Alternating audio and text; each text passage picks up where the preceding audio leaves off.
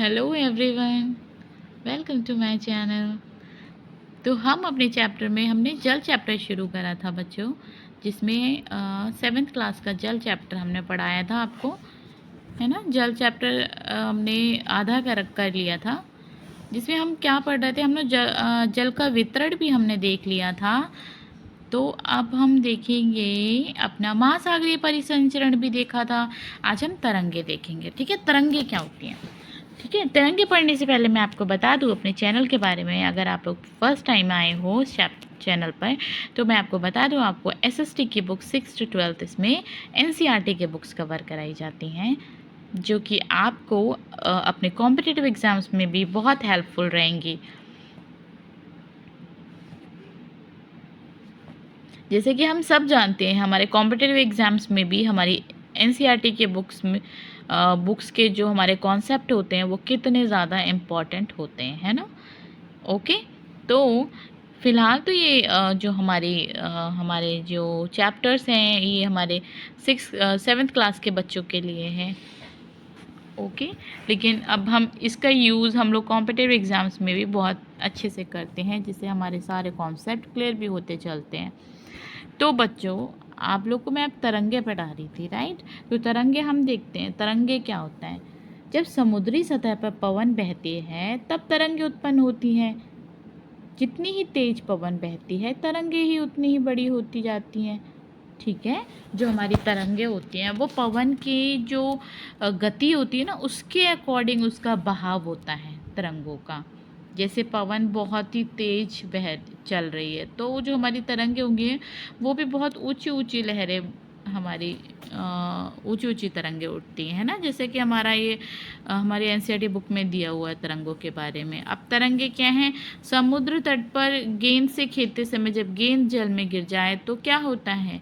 यह दृश्य बहुत ही मनोरंजक होता है कि कैसे तरंगों के साथ गेंद तट पर वापस लौट आती है ना।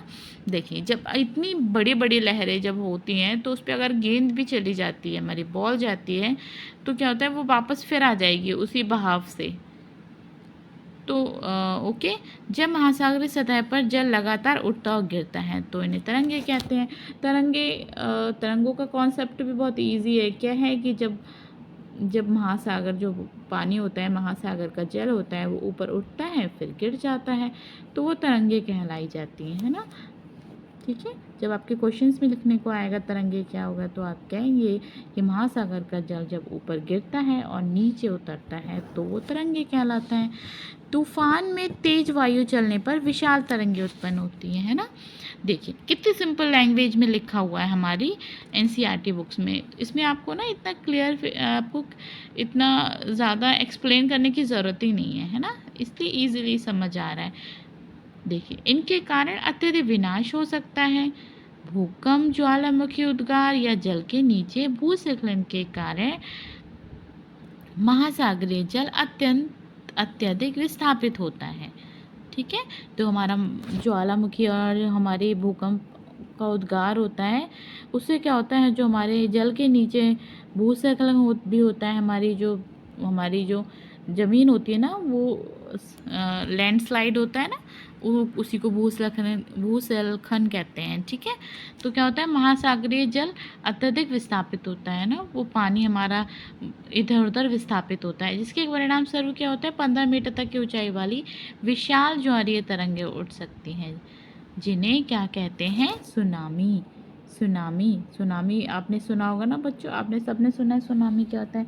तो सुनामियों की कुछ कुछ वजह होती हैं, जिनमें वजहों में आपको इसमें दिया हुआ है, जैसे कि आपके अंदर महासागर की सतह पे भूकंप आया है, ज्वालामुखी उद्गार हुआ है, या फिर लैंडस्लाइड यानी भूस्खलन हुआ है, ठीक है।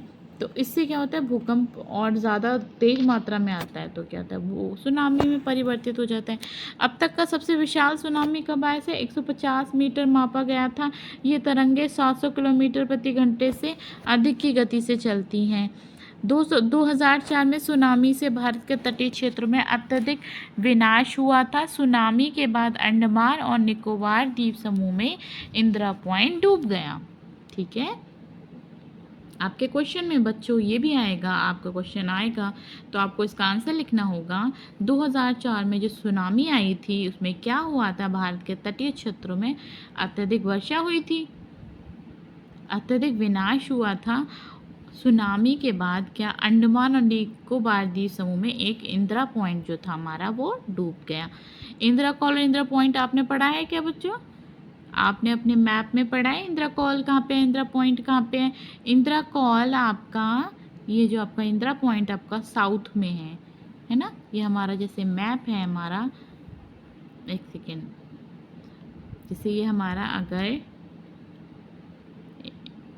देखिए ये हमारा अगर मैप, अभी मैं मैप नहीं बना रही हूँ, बस ऐसे ही हल्का सा आपको एक डायरेक्शन बता रही हूँ। जैसे हमारा ये नॉर्थ है, ठीक है, हमारा नॉर्थ है ये हमारा साउथ है। तो आपको पता ही है ना, ऊपर हमारा इंदिरा कॉल है और इंदिरा पॉइंट है हमारे यहाँ पे। तो ये हमारा यहाँ पे क्या हुआ है, भूकंप आया था 2004 में, बता रहे हैं ना। तो 2004 में जो भूकंप आया था उससे क्या हुआ था, ये हमारा जो हमारा इंदिरा कॉल था, इंदिरा पॉइंट था, ये हमारा पूरा डूब गया। ठीक है, हमारे साउथ का सबसे साउथ, हमारा साउथ का पॉइंट इंदिरा बताया जाता है ना, इंदिरा पॉइंट, जो कि डूब चुका है। ओके, ठीक है। तो हम अपने नेक्स्ट वीडियो में सुनामी का तांडव जो हमारा दिया हुआ है ना, इसको देखेंगे। सुनामी के में तांडव का क्या मतलब होता है, ठीक है, ये हम समझेंगे नेक्स्ट वीडियो में। ओके बच्चों, जो भी सुनामी हमने देखी थी ना 2004 की, सुनामी के बारे में अभी देख पढ़ रहे थे ना, हमने ऊपर थोड़ा सा पढ़ा था, इसको हम ब्रीफली समझेंगे। कैसे भूकंप आया, कितने किलोमीटर के हिसाब से आया, है ना, कितने घंटे किलोमीटर की प्रति गति से आया था, क्या उसकी स्पीड थी, वो हम सब जानेंगे इसमें, ठीक है। ओके, तब तक आप लोग अपना ध्यान रखिए, रिवीजन करते रहिए और पढ़ते रहिए और क्लास में आते रहिए।